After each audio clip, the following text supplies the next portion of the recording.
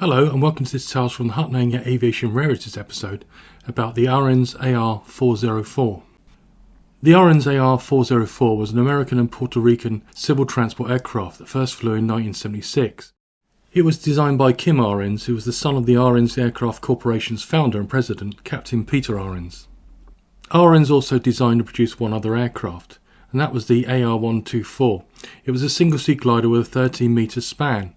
Only two gliders were ever built, in 1974 and 75, November 16777 and November 129 November.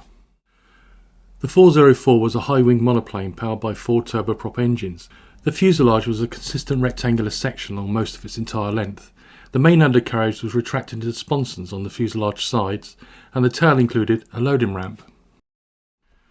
The 404 would be up against aircraft like the 15-passenger GAF Nomad, the 18-passenger Metroliner, the 19-passenger Twin Otter, the 20-passenger Aviocar, the 44-passenger Dash 7, and its closest rival, the 30-passenger Shorts 330. And without going into all the Ahrens company blurb, they said it would be cheaper and a better alternative to all its competitors. As a regional airliner, it could carry 30 passengers. As a cargo transporter, it could accommodate 4 standard D3 freight containers. Other proposed versions were air ambulance with a capacity of 20 stretchers, and Navy communications, that's personnel and cargo for aircraft carrier landing capability. And the list goes on. A gunship, a Puff the Magic Dragon Gatling gun carrier. Anti-submarine warfare, it would cruise on 2 engines for nearly 2,500 nautical miles for 14 to 15 hours, and this would be at 10,000 feet altitude. And also as a troop carrier with a capability of dropping cargo and parachutists. And the last one, a 4-engine transport pilot training aircraft at 1/10 of fuel cost or better over a full-size aircraft. According to T. Weller Smith, that's Ahrens' marketing man, it would be attractive to undeveloped countries with its exceptional short takeoff and landing distances. The aircraft was capable of landing in less than 1,000 feet, approximately 333 metres, without the use of flaps or reversing propellers. With flaps and engines in reverse, it should be able to do the same with a payload of 5,000 pounds and 1,000 pounds of fuel. He also said fully loaded to 18,500 pounds of weight, it should be able to take off within 1,500 feet. The aircraft would do this without the expensive wing slots and sophisticated equipment of STOL aircraft. The first prototype in the hands of Herman Fish Salmon, serial number 0001 X-ray, November 404 Alfa Romeo, first flew on December 1st, 1976. And as this is all developing, PRIDCO, that's Puerto Rico Industrial and Development Corporation, concluded there was a market for this type of aircraft and they were keen to produce something locally. So they joined forces with Ahrens with a plan to building the aircraft in Puerto Rico. After both parties arranged some very complex loans and finance, they built a new factory at Borinquen Airport in Annandale, I hope the pronunciation's right. It had a 2-mile runway and was previously called the Rami Air Force Base, and that used to be the home of a B-52 squadron. Prospective buyers in the early days were Sun International Airlines based at Annandale, Puerto Rico. They paid up non-refundable deposits for the first 2 production examples. Another interested operator was a fishing group interested in 2 aircraft for fish spotting. Captain Peter Ahrens estimated then about 1,000 Puerto Ricans would be working in building 4 aircraft per month within the next 4 years.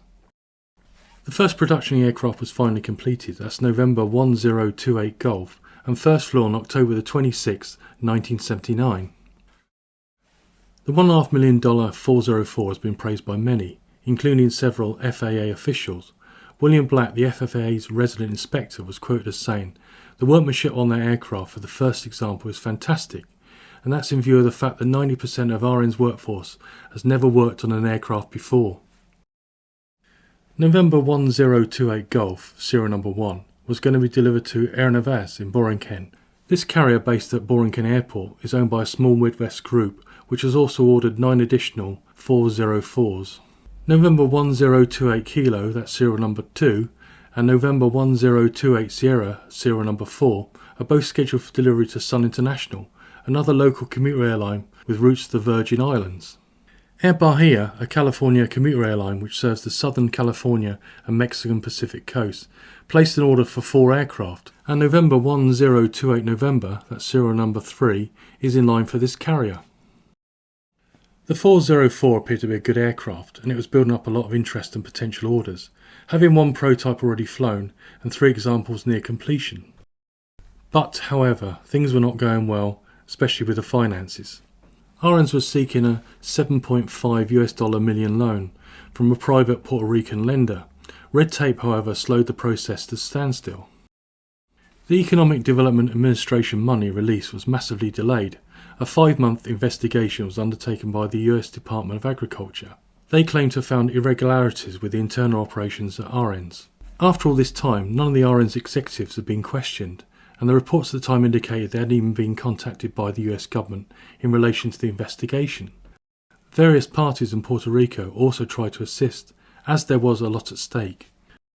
None of the US agencies involved, including the Defense Department and the Commerce Department of the Secretary of Agriculture at the time, were able to find out the specifics of the investigation were, or more importantly, why. Some foot-dragging denials, lack of answers and reasons for the probe led to many of those involved in the project to conclude there was a force interested in killing off the Ahrens and the 404 program. And in the end, it did finish it off. T. Weller Smith pointed out that the 404 was certainly going to compete with a Lockheed C-130 Hercules in many of the roles it performed, but essentially at a lower cost, with a much simpler and cheaper priced aircraft. Lockheed, however, was not behind their downfall. But could there have been some other interested party or parties in power that wanted to finish it off? I guess we'll never know. It does seem to me odd that the whole project had some legs and may have succeeded in the long term.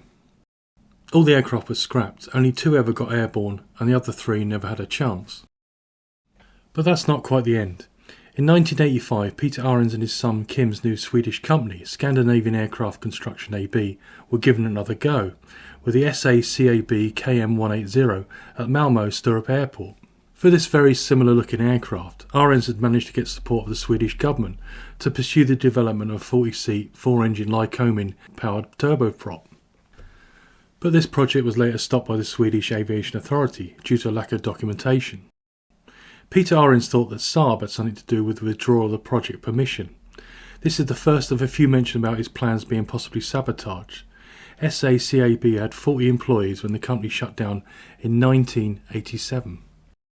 Thanks for watching. Please like, subscribe, drop in a comment, and any feedback is appreciated. Thank you very much.